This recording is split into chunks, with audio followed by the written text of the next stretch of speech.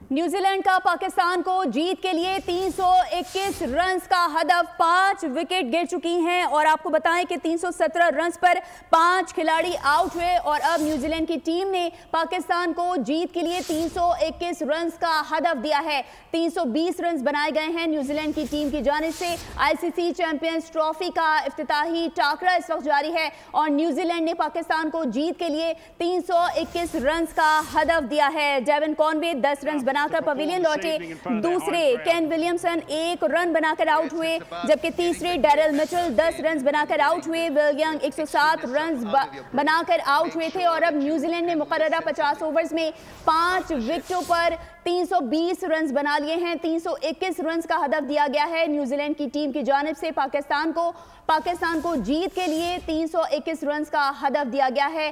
5 विकेटों पर 320 रन बनाए हैं न्यूजीलैंड की टीम ने मुकर्ररा 50 ओवर्स में। आपको बताएं कि इस वक्त चैंपियंस ट्रॉफी का इफ्तिताही मैच जारी है। न्यूजीलैंड का पाकिस्तान को 321 रन का टारगेट। विल यंग और टॉम लेथम की शानदार सेंचुरीज पाकिस्तानी बॉलर्स की एक बार फिर मायूस कुन परफॉर्मेंस की भी बैटर्स के लिए कोई खास मुश्किल पैदा नहीं कर सके। मजीद तफसीलात जानेंगे स्पोर्ट्स एनालिस्ट फवाद मुस्तफ़ा से। फवाद साहब, बहुत शुक्रिया आपके वक्त का। क्या कहेंगे, किस तरह की फील्डिंग की गई है ये पाकिस्तान की जानिब से? और शुरू में तो यही लग रहा था कि पाकिस्तानी टीम आज कुछ कर दिखाएगी, लेकिन नतीजा इसके बरक्स निकला। जी बिल्कुल, मिडिल ओवर से बहुत आला न्यूजीलैंड खेला और बॉलिंग हमारी बीच में इतनी अच्छी नहीं रही। हारिस भी वापस आए लेकिन उस तरह का वो फर्क नहीं डाल सके। देखिए, जितना अभी 2-4 दिनों में प्रैक्टिस में देखा गया है मैदान को, तो ड्यू की वजह से रात में थोड़ा सा प्रॉब्लम हो रहा है। जो भी साउथ अफ्रीका का वार्म अप मैच हुआ था उसमें भी ये इशू आया था। दुआ यही होनी चाहिए कि उसमें थोड़ी सी अगर ड्यू पड़ जाए तो उसमें बॉल ग्रिप करना आसान नहीं होगा, पाकिस्तान को एक चांस मिल सकता है। बट डिपेंड करता है फखर की क्या सिचुएशन है, उनकी इस वक्त कैसी तबीयत है, क्योंकि फखर का खेलना बहुत ज़रूरी है और वो एक ऐसे प्लेयर हैं जो पूरे मैच में फर्क डाल सकते हैं। तो लेट्स सी क्या होता है, बट ये ज़रूर है कि ये रन बन सकते हैं, ऐसा कोई मुश्किल विकेट नहीं है। हाँ, 20-25 रन आपने ज़्यादा दे दिए, लेकिन आई स्टिल बिलीव कि ये टारगेट बन सकता है और हमने इसी मैदान में अभी पिछले हफ्ते 353 रन भी बनाए, तो कुछ ऐसा हदफ नहीं है जो नहीं हो सकता। अच्छा फवाद साहब, ये बताइएगा, क्या पाकिस्तान का फील्डिंग करने का फैसला ये सही था? देखिए, बिल्कुल इसी वजह से लिए है ना कि रात में बॉल ग्रिप करना मुश्किल होता है, ड्यू पड़ रही होती है। ये एक रीजन सबसे बड़ा यही था। तब उम्मीद यही है कि ड्यू अब पड़े और हमें उसका फायदा हो। ठीक है, और ये भी बताएगा कि फहीम अशरफ की जगह फास्ट बॉलर हारिस रऊफ की शमूलियत हुई है, फैसले को किस तरह से देखते हैं आप? क्या ये चेंजिंग सही है? बात है जी, अगर हारिस सोहेल फिट हैं तो फिर तो फहीम की कोई भी जगह नहीं बनती ना। ठीक है, आज उन्होंने बॉल इतना अच्छा नहीं किया, कमबैक कर रहे थे, वापस आ रहे थे, बट अगर वो फिट हैं तो आज के मैच में नहीं तो इंडिया के अगेंस्ट बेहतर परफॉर्म करेंगे। जी ठीक है, फवाद मुस्तफा साहब साथ ही रहेगा। तनवीर अहमद साहब, उन्होंने भी ज्वाइन किया है। तनवीर साहब, किस तरह से देख रहे हैं जिस तरह से फील्डिंग की गई है पाकिस्तान की जानिब से और अब 321 रन का हदफ दिया गया है जनूबी अफ्रीका टीम की जानिब से, क्या कहेंगे आप न्यूजीलैंड की जानिब से? जी बिल्कुल, देखें, न्यूजीलैंड ने जो 320 रन की इनिंग खेली है ना, ये बहुत ही एक मतलब इसको आप कह सकते हैं कि बहुत ही कैलकुलेशन के साथ ये जो उन्होंने बैटिंग की है बड़ी जबरदस्त की है, क्योंकि ये विकेट इतना इजी, बॉल ब्रेक भी हो रहा था, नए बॉल के साथ बॉल सीम भी हो रहा था, इतना आसानी से बैटिंग नहीं हो सकती थी। जहाँ पे आई थिंक 73 रन पे 3 आउट थे, तो उस टाइम शायद हमने समझा कि हम ये मैच आराम से जीत जाएंगे, अब कोई प्रॉब्लम ही नहीं है, क्योंकि हमारी नजरें जो हैं वो डैरिल मिचेल के ऊपर थी, केन विलियमसन के ऊपर थी, इन 2 प्लेयर्स के ऊपर थी हमारी ज्यादा नजरें कि इनको आउट कर लो तो हम उसके बाद जो है मैच आराम से पकड़ लेंगे। लेकिन सोचने की बात यह है कि उनके पास लेथम भी थे, वो बड़े अच्छे प्लेयर है, बड़े अच्छे लेफ्ट हैंडेड है, मिडिल ऑर्डर में आते हैं, उन्होंने क्या खूबसूरत इनिंग खेली। उसके बाद जो यंग थे उनके बारे में कोई सोच भी नहीं रहा था। कहने का मकसद ये, यंग ने और जो लेथम ने जो 100 रन की दोनों ने इनिंग्स खेली है, वो बिल्कुल बहुत ही जबरदस्त कैलकुलेशन के साथ खेली। हालांकि ये ऐसी विकेट थी, यहाँ अगर आप जबरदस्ती अर्ली शॉट्स खेलने जाते तो उनकी टीम जल्दी भी आउट हो सकती थी। तो बात वही है कि वही एक चीज नजर आती है मिसिंग, कि जब 73 पे जब 3 आउट थे तो उसके बाद बीच में स्पिनर ही नहीं है हमारे पास। वो स्पिनर कहाँ है जिसके लिए हम बार बार हम शोर मचा रहे थे कि भाई स्पिनर आपके पास होने चाहिए स्पिनर। अब खुशदिल शाह और ये सलमान आगा के ऊपर तुक्के में तो नहीं हम कह सकते ना, ये तुक्के में आगे अच्छी गेंद कर देंगे तो हम मैच जीत जाएंगे। तो इसीलिए मैं बार बार बोलता हूँ हमारी जो वर्किंग है वो नहीं है। अभी मैच बाकी है, अभी ऐसा नहीं है कि मैच खत्म हो गया, लेकिन अब ये जो रन पाकिस्तान को करने पड़ेंगे ये इतना इजी नहीं है, ये मुश्किल है बहुत। ऊपर से हमें स्टार्ट बहुत अच्छा मिलेगा, बाबर के लिए बहुत जरूरी हो गया है। मैं आपको एक चीज बताऊं, ये बाबर के लिए ये मैच इतना इंपॉर्टेंट हो गया है जैसे किसी ऐसे प्लेयर के लिए होता है ना, उसके लिए डूम डाई हो गई है कहानी।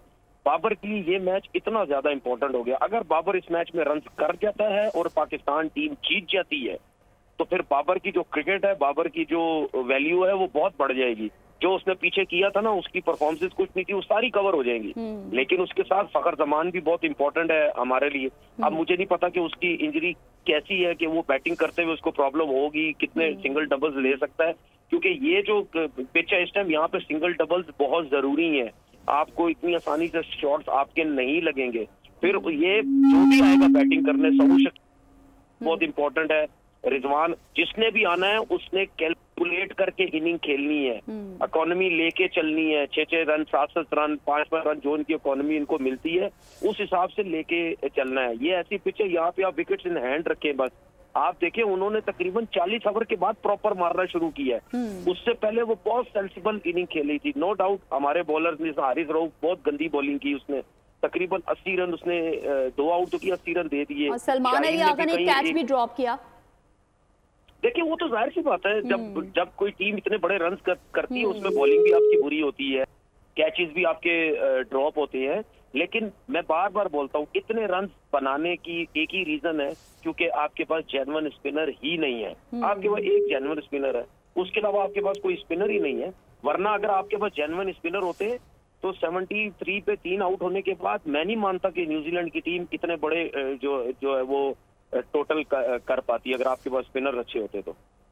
ठीक है तनवीर साहब, ये भी फरमाइएगा, आप समझते हैं कि जो पाकिस्तानी बॉलर्स की परफॉर्मेंस है जिस तरह से होनी चाहिए थी आज के मैच में उस तरह से नहीं दिखी है हमें, तो जो ट्राई सीरीज में गलतियां इन लोगों ने की थी वही आप समझते हैं इस मैच में भी दोहराई गई हैं?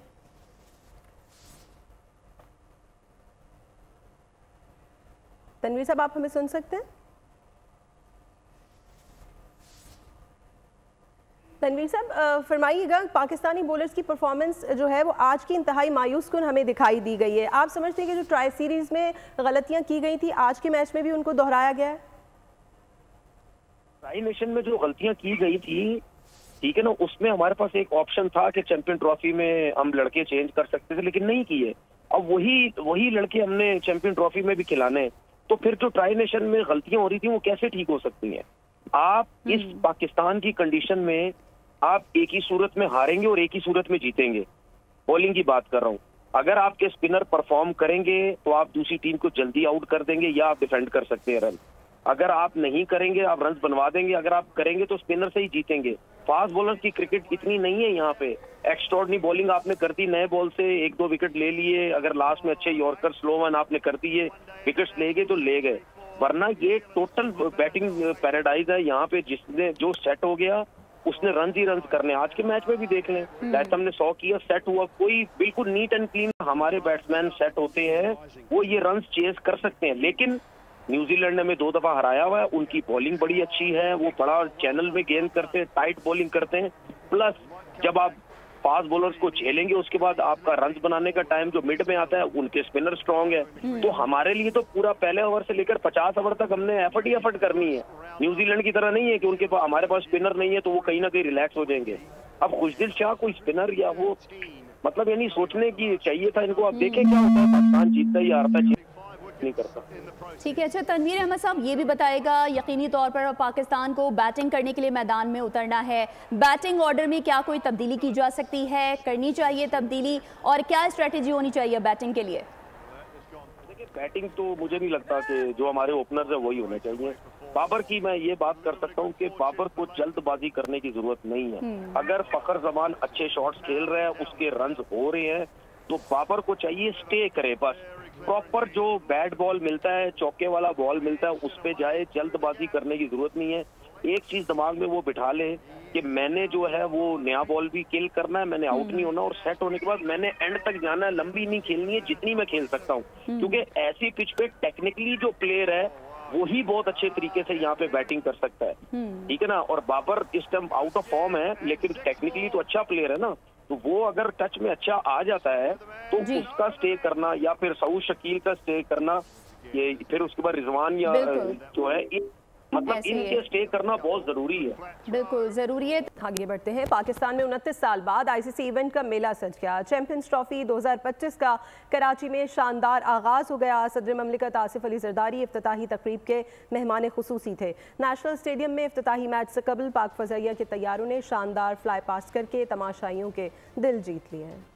आईसीसी चैंपियंस ट्रॉफी का शहर कायद से आगाज। सदर आसिफ अली जरदारी बने मेहमान खास। पाक फिजाइया के तैयारों ने लहू गरमाया। पुरवकार इफ्तिताही तकरीब नेशनल स्टेडियम में सजाई गई। चेयरमैन पीसीबी मोहसिन नकवी ने सदर मुमलिकत का इस्तकबाल किया। आसफा भुट्टो भी सदर के हमरा थी। 2017 में चैंपियंस ट्रॉफी जीतने वाली टीम के कप्तान सरफराज अहमद ट्रॉफी के हमरा स्टेडियम पहुंचे। टॉस के बाद पाकिस्तान और न्यूजीलैंड के तराने बजाए गए। खिलाड़ियों ने बच्चों का हाथ थाम कर ग्राउंड में एंट्री दी। पाक फिजाइया के तैयारों ने फ्लाई पास्ट किया। शेरदिल टीम ने फिजा में सब्ज हिलाली परचम के रंग बिखेरते हुए पाकिस्तानी कौम को सलाम पेश किया। JF-17 थंडर, F-16 और शेरदिल की घनगरज से स्टेडियम गूंज उठा।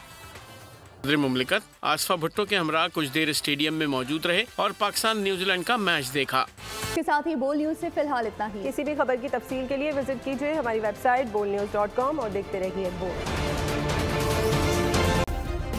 सब्सक्राइब करें और बेल दबाएं ताकि कोई खबर रह न जाए।